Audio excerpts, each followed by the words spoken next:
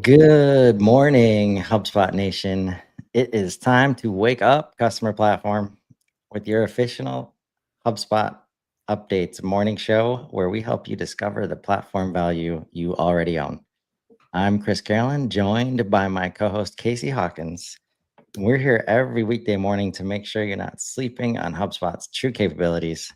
If you're joining live, drop a hello in the comments and let us know what you're building in HubSpot today. Welcome back, Casey. We missed you yesterday. Thank you. Well, I'm leaving you again tomorrow. You don't get everyone. I know. This is why we need 3 people, apparently. Got George also on assignment today. But it's working out. We did all right without you yesterday. Only had 6 updates, so we got to talk about. We dove into the scheduled for release section, so I could try to highlight the Shopify sunset, which I'm going to do again today because I was reading through it with George after the show, and there's a very important piece that people need to be aware of. So, but we'll wait until the end again. So happy Tuesday, May 13th. Happy Tuesday. And we start with object renaming. In this case, it is feedback submission, object renamed to survey response. What is it? We're updating the name of the core object in the feedback tool from feedback submission to survey response in the product user interface only. This change aligns with standard survey terminology and improves consistency across the product. Why does it matter? Clear and consistent terminology helps users better interpret and work with survey data, especially as we expand support for non-survey sources. The current mix of submission and response has caused some confusion when analyzing data and creating properties or referencing documentation. Oh, so the part of this new update is that it will not be affecting the API, right? That's the right. Just the display name. But what's interesting, and I'm curious, because this I feel like, HubSpot was trying to do the right thing, and now it's like succumbing to like market pressure. Mm-hmm. But reading that, like especially as we expand support for non-survey sources, does that mean we're going to get different objects to support those non-survey sources? I would hope that we're not choosing to call it survey response in support of expanding the capabilities. I don't know. But I'm also like the fact that I get why they're keeping the API the same, because like I get it. It's a pain if you're like sending things through the API and now you have to change it. Like I get that.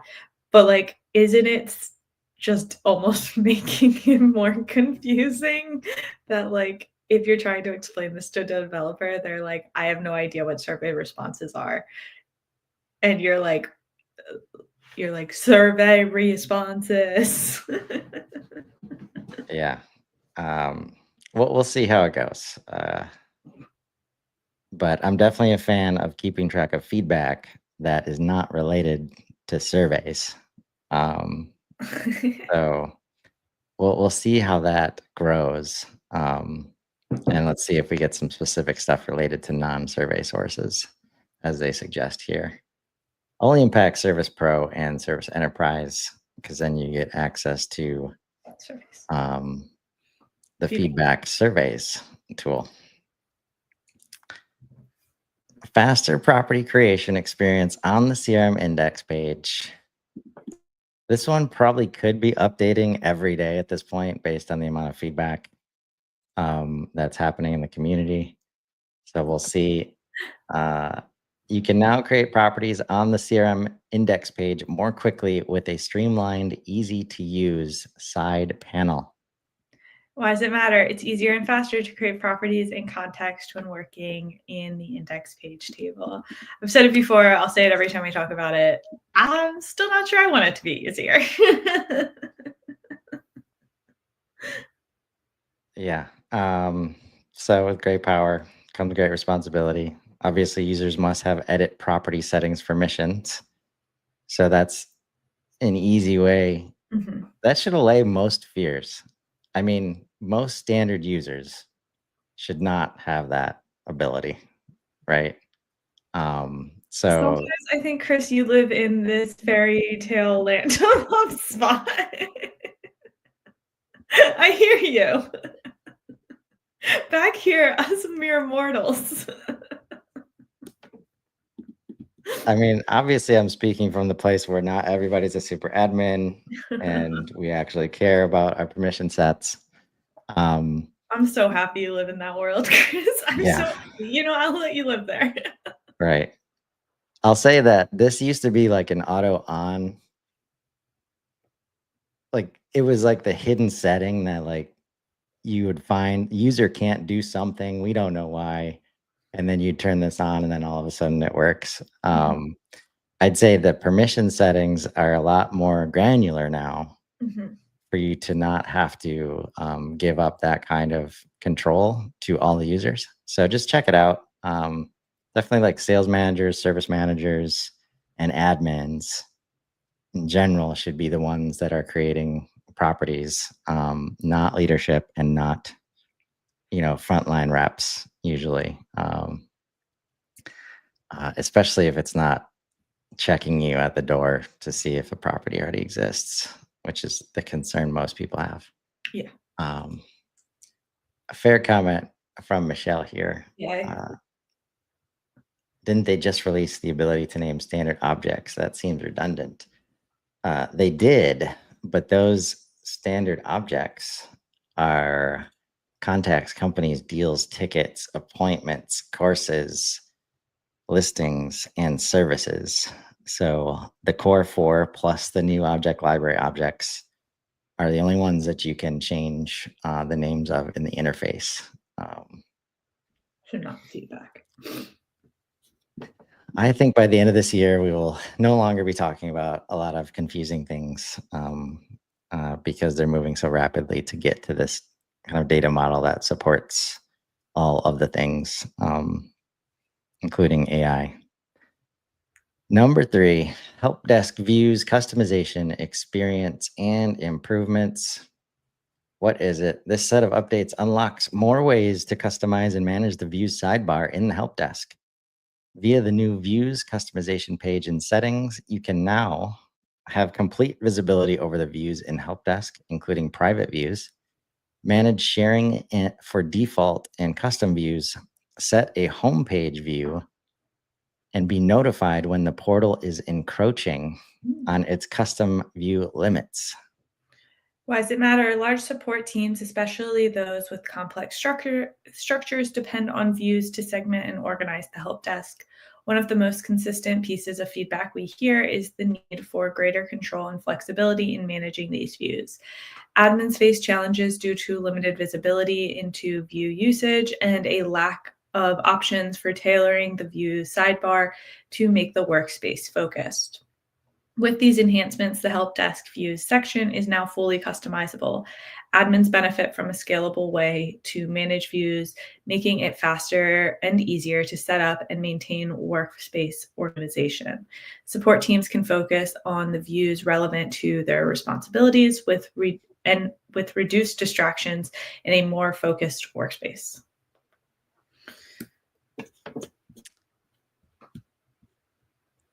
Yeah, I think a lot of people are sleeping on these workspaces right Mhm, now, mhm, um, including me prior to last week. Like, yeah, I've done some content. We do the show updates for last year. But I've started diving in on behalf of getting some client work done, mhm, specifically to the customer success workspace. And I'm falling in love rather quickly in terms of what I think is possible, like all these settings areas. That's where it's just hard to, mhm, it's a different experience inside of HubSpot.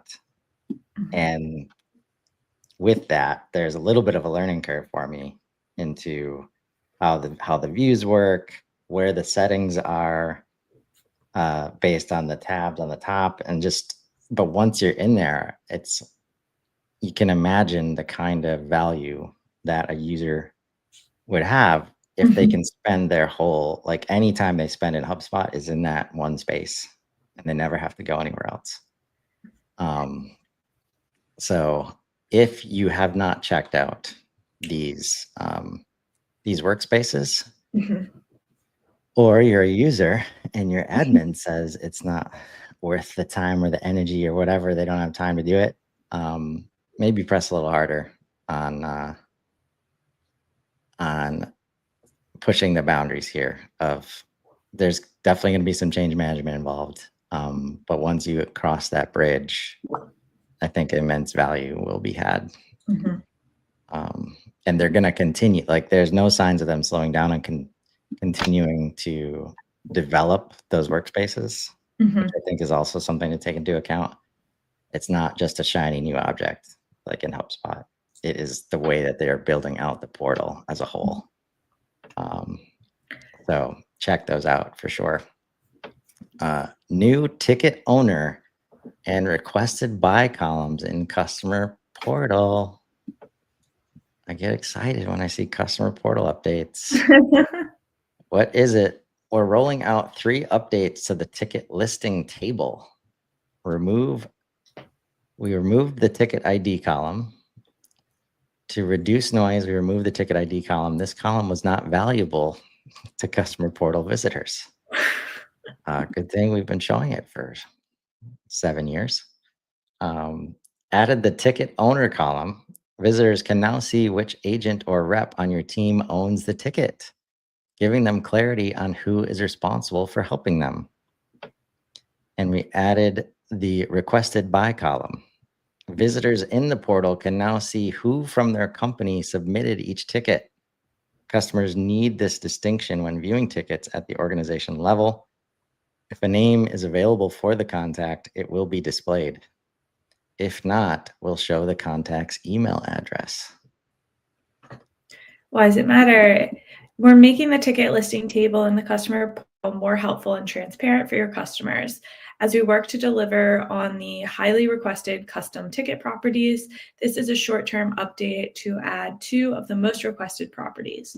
Now, with the addition of requested by and ticket owner columns, users can have the visibility into who is involved in each support ticket in their organization and who is helping them from your team.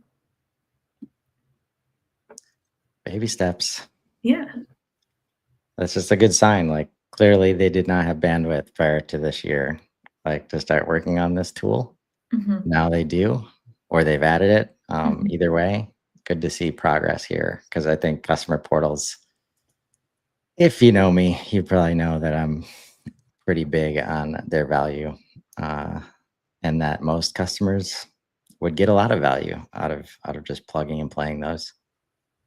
Number 5, automation overview. What is it? Not in private beta. It says live here, first of all. So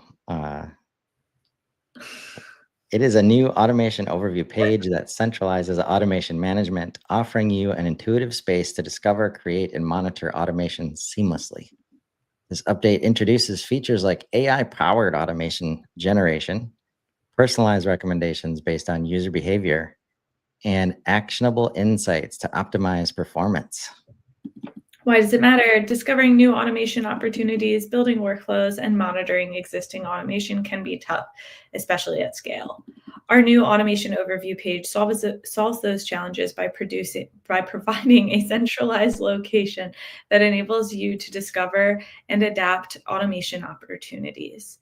It also provides clear visibility into what's working well and not so well with your existing automation, ensuring better management and optimization. Uh, Have you checked the page out I have much? not. I'm very interested to hear about it or check it out. I just don't dabble in workflows too much myself because I'm always focused on the data model Mhm. and process behind what Mhm. leads to good workflows. But super interested in what personalized recommendations based on user behavior Mhm. looks like, right? Yeah. So very cool. Yeah. I mean, I spend Also, time in workflows. I have not spent a whole lot of time in this. They released a few months ago, I guess now, the where it will show you where workflow errors are. Um, I don't love it from like my business workflow and everything. I mean, sometimes workflows intentionally have errors. Like um sometimes those errors are the workflow working as intended. Like someone fails to receive an email because they have unsubscribed from email. Sometimes they're not marked as a marketing contact. That's fine. I didn't want them to get that email. Um, and so I'm wondering how much of this will be um, okay, more of m- that more you don't like. that I don't like. So that's why I That have been hesitant to go over here. I've, yeah, no, that brings to mind like the little bit of experience I've had recently mhm, is setting up workflows and then using the homepage. And the main thing on the homepage is like there's 6 issues, like a mhm, bunch of workflows. And then I go in and it's like, yeah, of course they didn't get the email. Like like you yeah. mentioned. So is that an issue? Like, why do we need to review the workflow? And I mean, so I think it's good for people.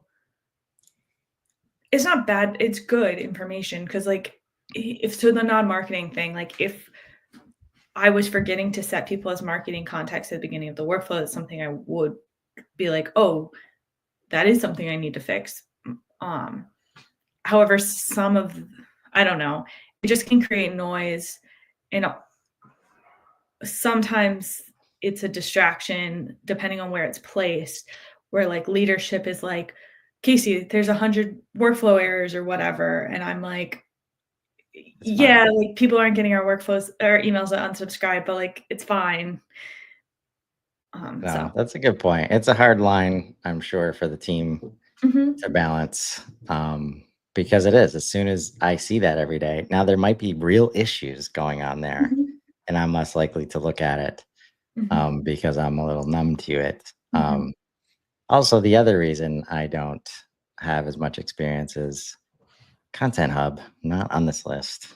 So, in my own portal where I have Content Hub Enterprise and everything else as starter, I don't have access to workflows. So hopefully the team can solve for that someday this year. Bulk archive now available for properties used in assets that don't prevent archiving. I need a little help with this one. These were some words. You'll now be able to bulk archive properties that are used in assets that don't prevent archiving. For example, if there are a set of properties that are used only in index page views, you can bulk archive them rather than individually archiving each property. Why does it matter? The ability to quickly and safely clean up properties helps you maintain a clean data model. All right, we're going to keep going to try and understand what's happening here. How does it work? Go to Object Settings, Properties. Check the boxes on the left side of the Properties table for the properties you'd like to archive. Then click Archive. If the properties are only used in assets that don't prevent archiving, you'll be able to proceed with archiving all the properties selected. I think I think they're, like, over explaining that whole I think they're just, like, over protecting themselves from, like, there are assets that will prevent you from archiving certain properties, but I think in them over explaining that piece, it's making this more confusing. Right. So if any of the properties you've selected are used in assets that do prevent archiving, for example, a workflow, you won't be able to archive those specific properties. Yeah. And you will have a nice notification here. Please review these properties individually. So I think they were Definitely. really scared about that last line, so they tried to, like, put that as forward as they could. Yeah. Well, they definitely like, and we'll hit it on Shopify too. Like the ease of use, the fact that it's always customer usability first and customer success first, like they give you great tools Mhm, to use and do things quickly, like migration tools and the ability to archive. And it's mhm, so easy, then you go do it, and then it doesn't work, and they don't always tell you why, mhm. right? And so this is I think even though it was tough for us to describe, uh, it's not meant to be described probably is what we're getting at. Like, and just go through the flow here. This flow like will work, right? Mhm. And we'll do a better job than we've seen in the past as far as like that's one thing we've seen significant improvement on. And if you're in SaaS or you create products, the error messages and error handling, like AI can help so much with that in terms of making that better and adding it to certain spots, which may have been difficult before. Just getting help from AI to make that part of the experience better, I think, is a huge opportunity for a lot of people out there. Um, and that one was new, even though it says May 7th. I don't remember seeing it. I definitely would have remembered that read. Another one I don't remember seeing, I'm excited dynamic. about this one. What's that? I'm excited about this one. Yeah, it looks very exciting. Dynamic dates in lists and workflows. What is it? We've improved the date range filtering experience in lists. These dynamic filters update based on the date range you provide. For example, you could set a date range to be this month, which means your list will always update to show records based on this month's data. This is so simple, but, like, I'm so excited. You can now choose the following date ranges filters for your list. I won't read all of them, but, like, there's a lot. Today, last 365, last month, next month, this quarter, this year, next year. So is this one of those things where it's like I can do this in index view, but I can't do it in lists, and I don't Yeah, understand why? yeah, and, like, that's, like I'm so excited, but it's so simple. Um Like, it's crazy how many workflows I have that are create date is less than 1 day ago, where I really want it to be create date is today. Recent conversion is less than 1 day ago, I just want it to be today. That's all I want. Okay. And you had to do less than 1 day ago because that was the list filter you had Mhm. available to you. Correct. All right. Well, I'm And, gonna and that was a fairly easy workaround. The ones that were way less easy was the this month, last month, right. where Any of there those wasn't. like the longer dynamic ranges. Well, that's very cool. I think Oaks and I are going to be talking about the foundational like lists to manage segmentation in the portal later this week.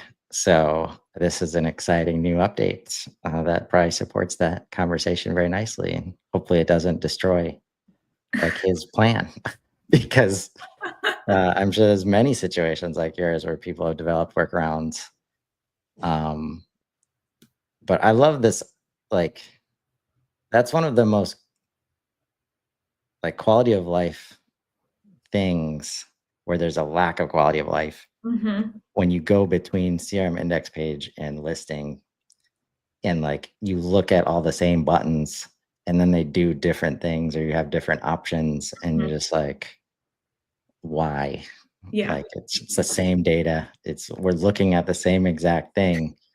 Um, but different apps work differently sometimes. So good to see more alignment there.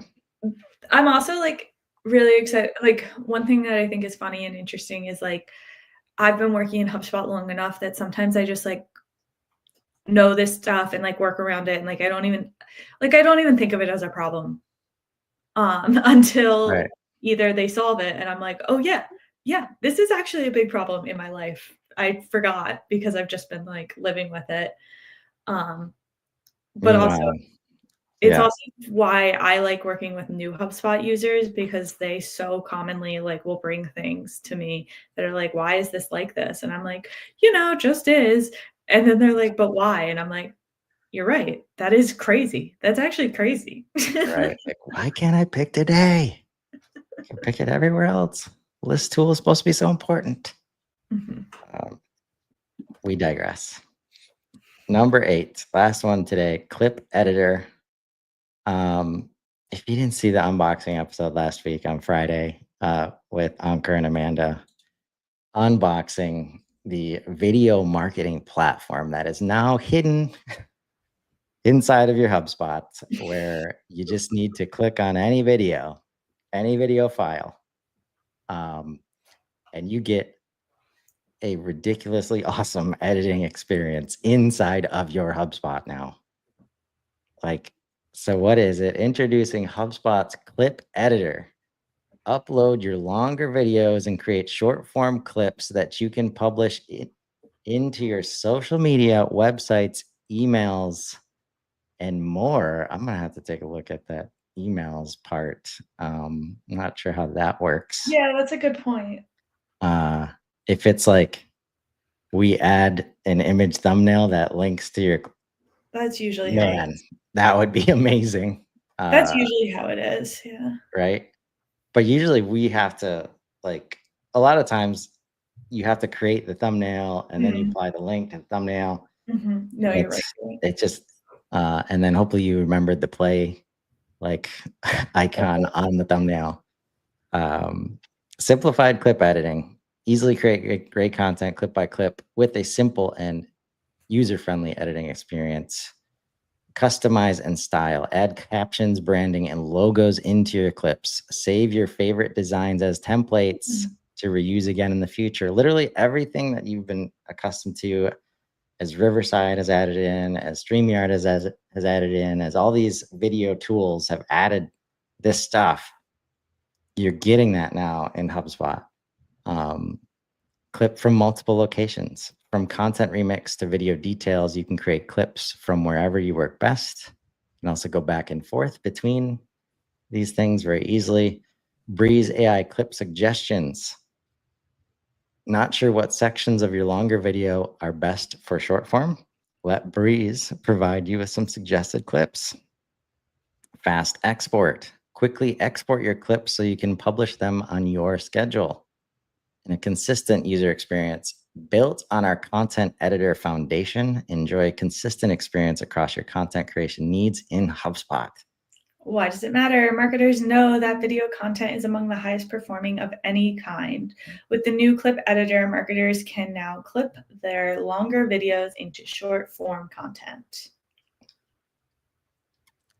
Yeah, this was a lot of fun on Friday, and just still mind blowing that this exists inside of your HubSpot. Mhm. If you have Content Hub already, you just get it. Like there's no at this point, there's no extra cost. Um, and if you're serious about videos, like video tools outside of HubSpot are not cheap. Mhm. And I can tell you, it's not just a like a matter of fact ad. They put a lot of effort into the experience, like they always do, and truly crafted this into the platform.